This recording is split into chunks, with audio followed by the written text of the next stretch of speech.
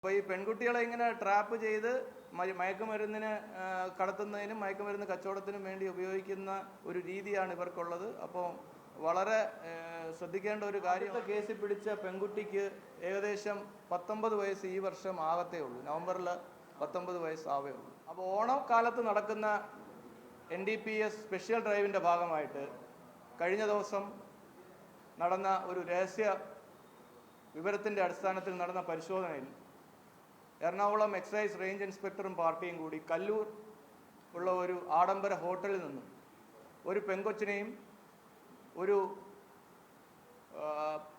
ആണിനെയും 2 യുവാവിനെയും arrest ചെയ്യുകയുണ്ടായി. അപ്പോൾ അവരുടെ കയ്യിൽ നിന്നും ഏകദേശം 49.2 ഗ്രാം MDMA കണ്ടെടുക്കുകയുണ്ടായി. 2 പേരെ അറസ്റ്റ് ചെയ്ത് ചോദ്യം ചെയ്തതിൽ MDMA കേരളത്തിലേക്ക് കടത്തുന്ന ഹോൾസെയിൽ ഡീലറായ വരുൺ ദേവ് എന്ന് പറഞ്ഞ വ്യക്തിയെക്കുറിച്ച് വിവരം കിട്ടുകയും ഇന്ന് എറണാകുളം ജില്ലയിൽ ഇവിടെ വരുന്നു എന്നൊരു വിവരവും ഒരു ഡീല് നടക്കാൻ സാധ്യതയുണ്ടെന്നുള്ള വിവരം കിട്ടിയതിൻ്റെ അടിസ്ഥാനത്തിൽ നടത്തിയ പരിശോധനയിൽ ഒരു താർ ജീപ്പിൻ്റെ സ്റ്റിയറിങ്ങിൻ്റെ അടിയിൽ ഒരു രഹസ്യ അറ നിർമ്മിച്ച് കടത്തിക്കൊണ്ടുവന്ന 230 ഗ്രാം MDMAയും 3 ഗ്രാം ഹാഷിഷ് ഓയിലും കണ്ടെടുത്തിട്ടുള്ളതാണ്. ഈ വരുൺ ദേവിൻ്റെ കൂടെ വേറെ ഒരു പ്രതിയും കൂടി ഉണ്ടായിരുന്നു. അങ്ങനെ മൊത്തം 4 പ്രതികളെ ഇപ്പോൾ നമ്മൾ അറസ്റ്റ് ചെയ്തിട്ടുണ്ട്. ഇവരുടെ കയ്യിൽ നിന്നും 6 മൊബൈലുകളും 69,500 രൂപയും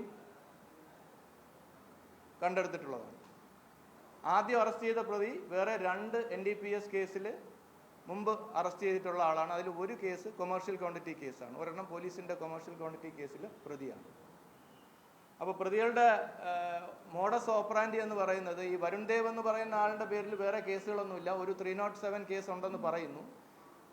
സ്ത്രീകളെ ഉപയോഗിച്ചാണ് ഡൽഹിയിൽ ഈ താർ ജീപ്പിൽ പോയിട്ട് സ്ത്രീകളെ ഉപയോഗിച്ച് സ്ത്രീകളെ കൊണ്ട് ക്യാരിയറായിട്ട് വണ്ടിയിൽ കൊണ്ടുവന്ന് കേരളത്തിൽ കൊണ്ടുവന്ന് റീറ്റെയിൽ ചെയ്യുക എന്നുള്ളതാണ് ഒരു മോഡസ് ഓപ്പറാൻഡി എന്ന് പറയുന്നത്.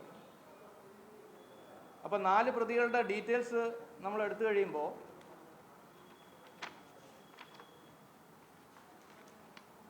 അതിലേറ്റവും പ്രധാനപ്പെട്ട ഒരു കാര്യമെന്ന് പറയുന്നത്, ആദ്യത്തെ കേസിൽ പിടിച്ച പെൺകുട്ടിക്ക് ഏകദേശം 19 വയസ്സ് ഈ വർഷം ആകത്തേ ഉള്ളൂ. നവംബറിൽ 19 വയസ്സാവേ ഉള്ളൂ. അപ്പോൾ എങ്ങനെയോ ഇവരുടെ വലയിൽ പെട്ടുപോയതെന്നാണ് നമ്മൾ മനസ്സിലാക്കുന്നത്. അപ്പോൾ ആദ്യത്തെ പ്രതിക്കുള്ള ഏജ് എന്ന് പറയുന്നത് 27 വയസ്സാണുള്ളത്. എറണാകുളം സ്വദേശിയാണ്. സിദ്ദിഖ് എന്നാണ് പേര്. A2, അതായത് 2ാം പ്രതിയുടെ പേര്